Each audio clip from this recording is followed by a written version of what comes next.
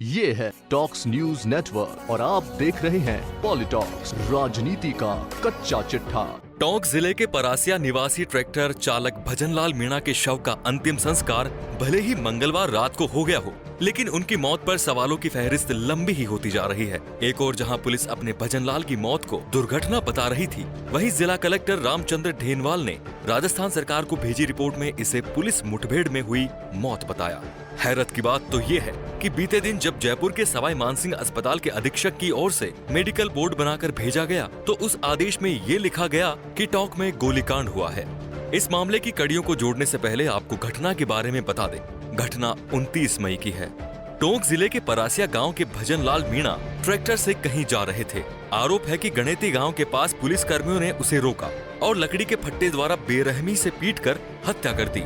प्रत्यक्षदर्शियों की माने तो थानाधिकारी सहित आधा दर्जन पुलिसकर्मी सिविल ड्रेस में थे और एक निजी कार में सवार होकर आए थे। मारपीट के दौरान जब ग्रामीण मौके की ओर दौड़े, तब तक पुलिसकर्मियों ने शव को नगर फोर्ट अस्पताल पहुंचा दिया। घटना की खबर जब परिजनों को मिली तो वे ग्रामीणों के साथ इकट्ठे होकर अस्पताल पहुंचे और बाद में थाने का घेराव किया।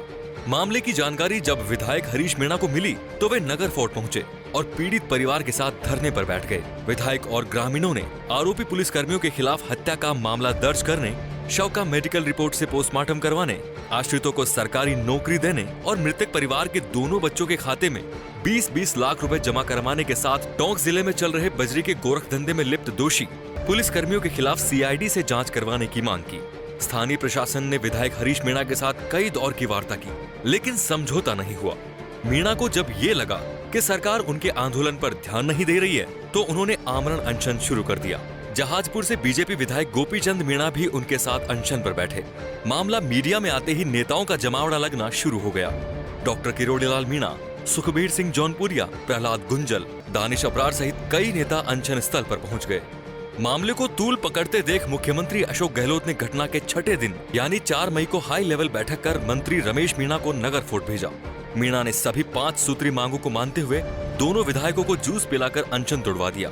शर्तों के अनुसार मेडिकल बोर्ड का गठन हुआ, जिसमें मुख्य चिकित्सा एवं स्वास्थ्य अधिकारी टोंक द्वारा पहले मेडिकल बोर्ड का गठन किया गया, जिसमें 3 जून को स्थानीय 3 डॉक्टरों को जिम्मेदारी दी गई। लेकिन सरकार ने 4 जून की सुबह सवाई मानसिंह अस्पताल के अधीक्षक की ओर से आदेश जारी कर 5 डॉक्टरों का मेडिकल बोर्ड गठित किया। सवाई मानसिंह अस्पताल के अधीक्षक के आदेश में मुख्य सचिव और चिकित्सा विभाग के आदेशों का हवाला देते हुए कहा गया कि टोंक में एक गोलीकांड हुआ है, जिसमें मृतकों के शवों का पोस्टमार्टम किया जाना है। उसके लिए मेडिकल बोर्ड का गठन किया जाता है, जो सुबह 6 बजे जयपुर से रवाना होकर टोंक जिले में मौके पर जाकर मृतकों के शवों का पोस्टमार्टम करेंगे। मेडिकल बोर्ड में doctor DK Sharma, doctor PD Meena, doctor Amit Jain और डॉक्टर SN वर्मा और डॉक्टर रविराज सिंह को शामिल किया गया। सबको ये पता है कि एक व्यक्ति की मौत हुई है और संदिग्ध परिस्थितियों में मौत हुई है। ग्रामीणों के अलावा कांग्रेस के विधायक हरीश मीणा पुलिस पर हत्या का आरोप लगा रहे हैं, धरने पर बैठे हैं, अनशन कर रहे हैं, मंत्री अनशन तोड़वाने आ रहे हैं। थाना अधिकारी सहित 6 पुलिसकर्मी सस्पेंड हो चुके हैं। इतना सब होने के बाद भी राजस्थान सरकार का चिकित्सा विभाग, सवाई मानसिंह अस्पताल के अधीक्षक, टोंक कलेक्टर रामचंद्र ढेनवाल, टोंक पुलिस अधीक्षक चूनाराम जाट और टोंक के मुख्य चिकित्सा एवं स्वास्थ्य अधिकारी डॉक्टर सुरेंद्र भंडारी को ये भी मालूम नहीं है कि वहाँ हादसा हुआ है या गोलीकांड। सभी आदेश सामने आने के बाद स्थानीय नागरिक ही नहीं, कांग्रेसी भी सरकारी कारिंदों से ये सवाल पूछ रहे हैं कि साहब हादसा हुआ, दुर्घटना हुई, मुठभेड़ हुई, गोलीकांड हुआ या पुलिस ने हत्या की?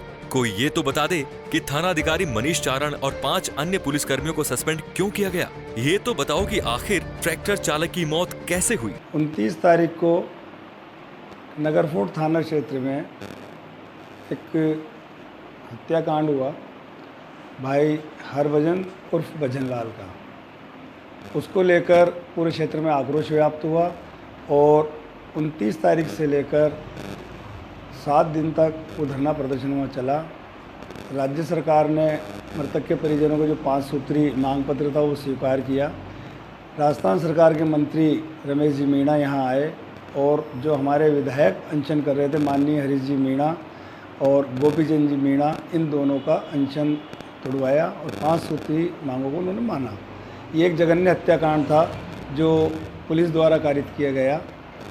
इसमें काफ़ी पेचीदगियाँ आई और राजस्थान की जो संवेदनशील गांधीवादी सरकार है उसको यहाँ के प्रशासनिक अधिकारियों ने कटघरे में खड़ा करने का पूरा प्रयास किया।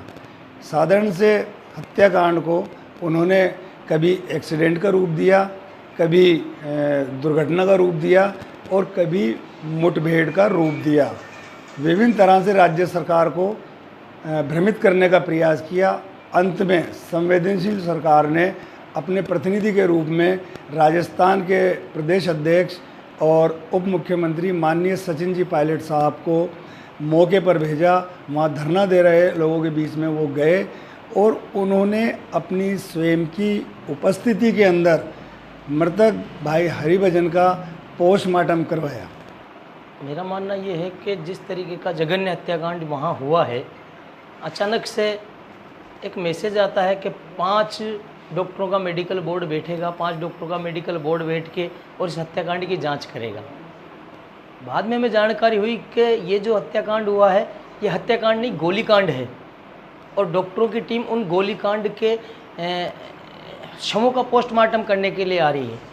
तो मेरा मानना ये है कि जो शव है वो है कहाँ, प्रशासन हमें ये बताए कि वो शव कहाँ है, ऐसा कौन सा गोलीकांड हुआ है। प्रशासन बार बार बदलाव कर रहा है, कभी उसको संदिग्ध मौत बताता है, कभी उसको दुर्घटना बताता है, कभी मुठभेड़ बताता है और मुठभेड़ को पोस्टमार्टम के रूप में जो 5 चिकित्सक SMS से भेजे गए हैं उनको ये चिट्ठी लेके जारी किया गया है कि ये गोलीकांड है और शवों का पोस्टमार्टम करना है।